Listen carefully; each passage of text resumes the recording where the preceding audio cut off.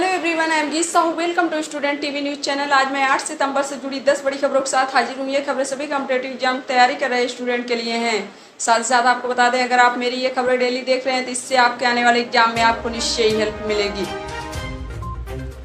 इसी के साथ आइए बढ़ते हैं आज की अपनी पहली बड़ी खबर की ओर। हाल ही में 7 सितंबर को international day of clean air for blue skies मनाया गया है।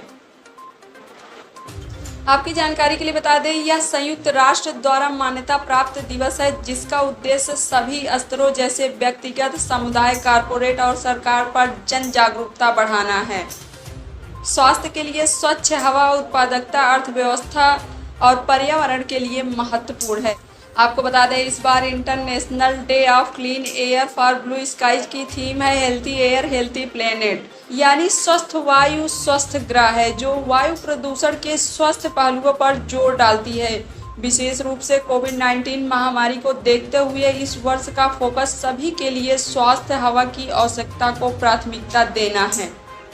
इसी के साथ आइए बढ़ते अपनी दूसरी बड़ी खबर की ओर। हाल ही में प्लास्टिक समझौता शुरू करने वाला पहला एशियाई देश भारत बना है। जी हाँ दोस्तों, प्लास्टिक के लिए सर्कुलर सिस्टम को बढ़ावा देने के लिए एक नया प्लेटफॉर्म प्लास्टिक पैक्ट लॉन्च करने वाला भारत एशिया का पहला देश बन गया है।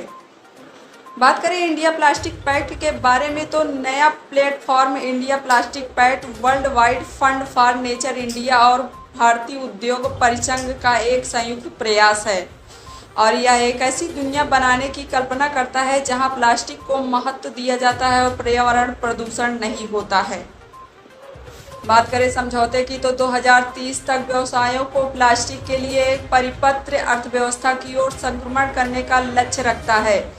इस पहल को यूके रिसर्च एंड इनोवेशन और WRAP यूके में स्थित एक वैश्विक NGO द्वारा समर्थित है और भारत में ब्रिटिश उच्चायोग द्वारा समर्थित है। इसी के साथ आइए बढ़ते हैं तीसरी बड़ी खबर की ओर। हाल ही में लॉलिना बोरगोहेन असम राज्य के समग्र शिक्षा अभियान की ब्रांड एम्बेसडर बनी हैं। बात करें असम राज्य की, तो असम की कैपिटल दिसपुर है, गवर्नर जगदीश मुखी हैं, CM हेमंत बिस्वा शर्मा हैं।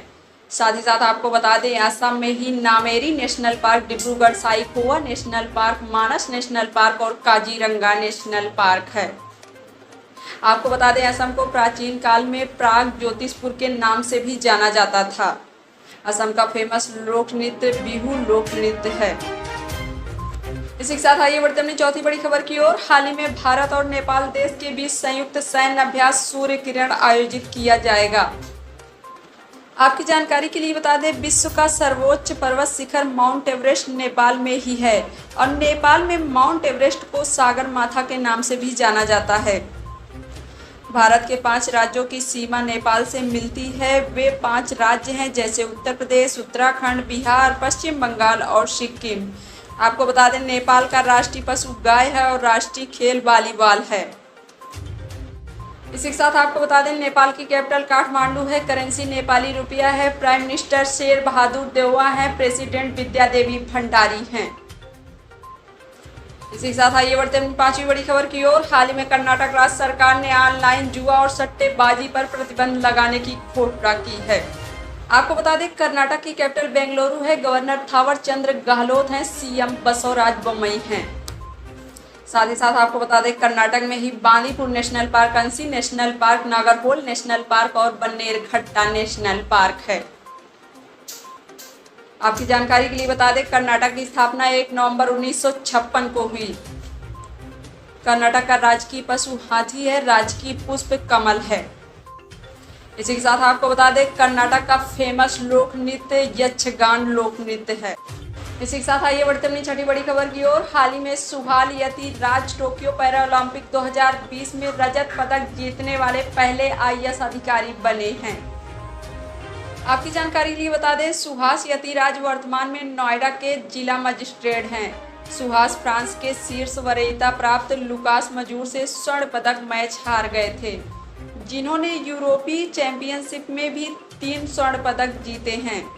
आपको बता दें, सुहास इससे पहले सेमीफाइनल इंडोनेशिया के फ्रेडी सेतियावान को हराए थे। इसी के साथ आइए बढ़ते अपनी सातवीं बड़ी खबर की ओर। हाल ही में ITBP टीम ने उत्तराखंड राज्य में माउंट बलबाला पर सफलतापूर्वक चढ़ाई की है। उत्तराखंड की कैपिटल देहरादून है। समर कैपिटल गैरसैंण है। गवर्नर बेबी रानी मौर्य है। सीएम पुष्कर सिंह धामी हैं। साथ ही साथ आपको बता दें, उत्तराखंड में ही फूलों की घाटी national park, Nanda Devi national park, राजा जी नेशनल पार्क और जिम कॉर्बेट नेशनल पार्क है, जिसका पूर्व नाम हैली नेशनल पार्क था। आपको बता दें, इसे भारत का पहला नेशनल पार्क भी कहा जाता है। आपकी जानकारी के लिए बता दें, उत्तराखंड के मसूरी शहर को झीलों की रानी के नाम से जाना जाता है। इसी प्रकार उत्तराखंड की कैपिटल देहरादून को लीची नगर के नाम से जाना जाता है और नैनीताल को झीलों का नगर कहा जाता है। इसी के साथ आइए बढ़ते अपनी 8वीं बड़ी खबर की ओर। हाल ही में भारत का पहला जैव ईंट आधारित भवन का उद्घाटन IIT हैदराबाद में शुरू हुआ है। आपकी जानकारी के लिए बता दें, यह भवन धातु के ढांचे द्वारा समर्थित जैव ईंटों से बना है और गर्मी को कम करने के लिए छत को PVC शीट के ऊपर बायो ईंटों से भी बनाया गया है। इस सामग्री की ताकत और बहुमुखी प्रतिभा को प्रदर्शित करने के लिए bold unique idea lead development project का हिस्सा है। और तो और जैव ईंटों को बारिश से बचाने के लिए अंदर और बाहर दोनों दीवारों पर सीमेंट प्लास्टर किया गया है। इसी के साथ आइए बढ़ते अपनी 9वीं बड़ी खबर की ओर। हाल ही में कोलकाता में डूरंड कप का 130वां संस्करण शुरू हुआ है। आपकी जानकारी के लिए बता दें, एशिया का सबसे पुराना और दुनिया का तीसरा सबसे पुराना फुटबॉल टूर्नामेंट डूरंड कप 2 साल बाद फिर खेला गया है। यहाँ पर बात हुई है कोलकाता की, तो आपको बता दें, कोलकाता हुगली नदी के किनारे बसा है। इसी के साथ आइए बढ़ते अपनी 10वीं और अंतिम बड़ी खबर की ओर। हाल ही में ADB ने तमिलनाडु राज्य की आवास परियोजनाओं के लिए $150 मिलियन के ऋण को मंजूरी दी है। अब बात करते हैं तमिलनाडु की। तमिलनाडु की कैपिटल चेन्नई है। गवर्नर बनवारी लाल पुरोहित हैं। CM MK स्टालिन हैं। साथ ही साथ आपको बता दें, तमिलनाडु में ही गुंडी national park, Indira Gandhi national park और मुदुमलाई नेशनल पार्क है।